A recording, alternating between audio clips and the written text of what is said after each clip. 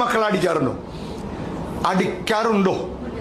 എന്റെ ഫാദറിന്റെ ഫാദർ അദ്ദേഹം അടിയുടെ കാര്യത്തിൽ ഒരു കലാകാരനായി. അയ്യോ, അടി എന്ന കായിക സാംസ്കാരിക ശാഖയ്ക്ക് അദ്ദേഹം കൊടുത്ത സംഭാവന വളരെ വലുതായിരുന്നു.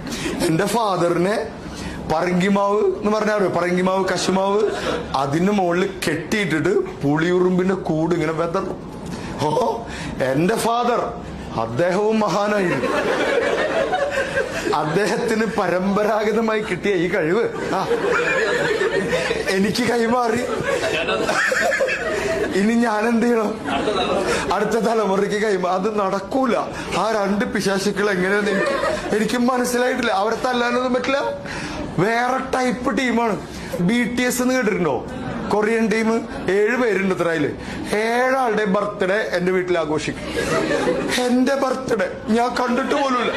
പിള്ളേര് ഈ അടി കിട്ടിയാണ്. എല്ലാത്തിനും സൊല്യൂഷൻ അടിയാണ് അല്ലേ? സ്കൂളിൽ ശ്രദ്ധിച്ചിട്ടുണ്ടോ? ടീച്ചർക്ക് പ്രിൻസിപ്പലിനെ പേടി, പ്രിൻസിപ്പലിന് മാനേജറെ പേടി, മാനേജർക്ക് രക്ഷിതാക്കളെ പേടി, രക്ഷിതാക്കൾക്ക് കുട്ടികളെ പേടി, കുട്ടികൾക്ക് ആരെയും പേടിയില്ല.